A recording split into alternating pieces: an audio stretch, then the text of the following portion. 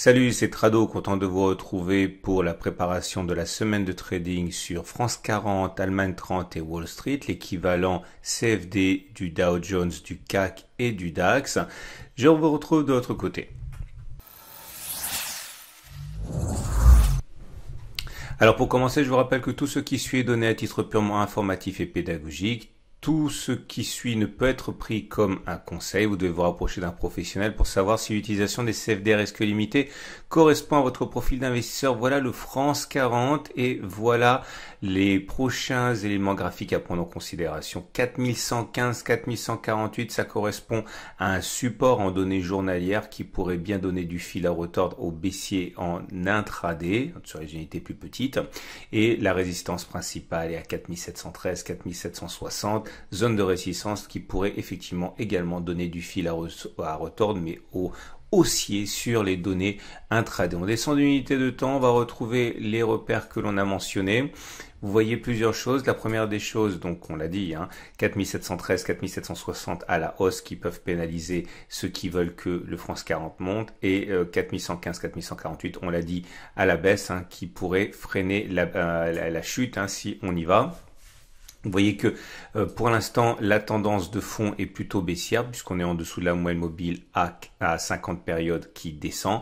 Par contre, on est au-dessus de la moyenne mobile à 20 périodes qui descend. Tout cela signifie que la tendance de fond est baissière, mais la tendance de court terme n'est plus baissière. Elle n'est pas encore haussière puisqu'il faudrait que la M20 soit montante pour qu'il en soit ainsi. Ce n'est pas le cas. En tout cas, ceux qui veulent se mettre dans le sens de la tendance de fond baissière attendent sans doute que l'on rallie les 4383, 4388 ici et sur apparition éventuelle d'un signal de faiblesse à la baisse. Donc, eh bien, on sait que certains tenteront leur chance s'ils ont un biais baissier.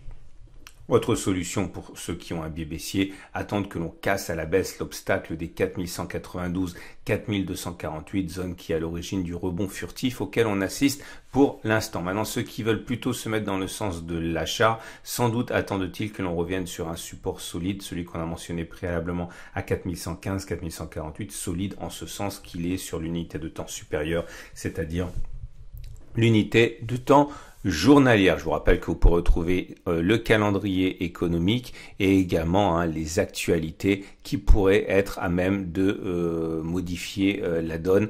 Ce sera dès que les marchés ouvriront. On passe maintenant à l'Allemagne 30.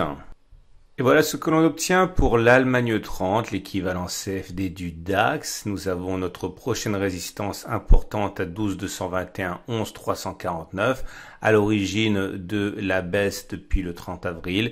Et nous avons également évidemment un support ici à 10 170, 10 315 qui a préservé l'Allemagne 30 de la baisse, et ceci depuis le 15 avril, depuis un mois. Cette zone a été travaillée avec succès par les haussiers. On descend d'une minute de temps pour regarder ce qui se passe sur les données 4 heures. Et la tendance est beaucoup plus confuse que sur le France 40 puisque nous sommes à l'extrême limite de la tendance baissière. Comme vous pouvez le voir, on est bien en dessous de la moyenne mobile à 50 périodes qui descend. On n'a plus très loin de repasser au-dessus, ce qui neutraliserait la tendance de fond. Par contre, la tendance de court terme sur cette unité de temps n'est plus baissière. Elle est même légèrement haussière puisque nous sommes au-dessus de la moyenne mobile à 20 périodes qui monte. Ceux qui désirent se mettre dans le sens de la tendance de fond sur ces données, 4 heures, eh bien attendent sans doute un aveu de faiblesse sur les 10 690, 10 705 ici. Si un signe de type bougiste ou technique devait apparaître, il risque d'y avoir des baissiers qui rentreront et sauteront dans le train. À l'inverse, ceux qui préfèrent sans doute se mettre dans le sens de la hausse préféreront attendre que l'on revienne sur un support construit sur les unités de temps supérieures, à savoir les données journalières. On a parlé des 10 170, 10 315. Il faudra bien ça au moins pour aller contre la tendance des données 4 heures. Et on va terminer avec le Wall Street, équivalent CFD du Dow Jones. En données journalières, nous avons notre résistance ici comprise entre 24 770 et 24 901 et notre support de référence à 23 088. 22 932. Ces zones ont fait leurs preuves.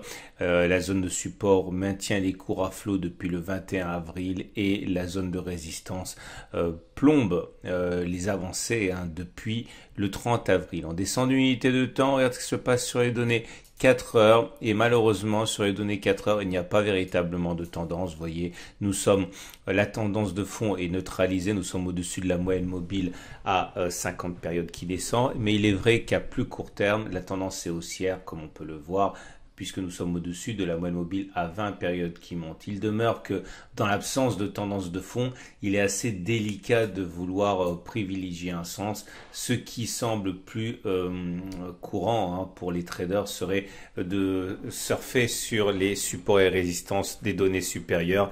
Clairement, si vous avez un biais baissier, attendre que l'on revienne sur les 24 760, 24 884 identifiés préalablement comme une résistance journalière pour saisir éventuellement la présence d'un signal baissier de type chandelier japonais ou indicateur technique. Par contre, ceux qui veulent mettre à profit le support des 22 950, 23 086, comme ça a été le cas sur la bougie du 14 mai, eh bien peut-être que un signal haussier sur les chandeliers japonais ou les indicateurs techniques pourrait être de nature à inciter certains traders haussiers d'acheter.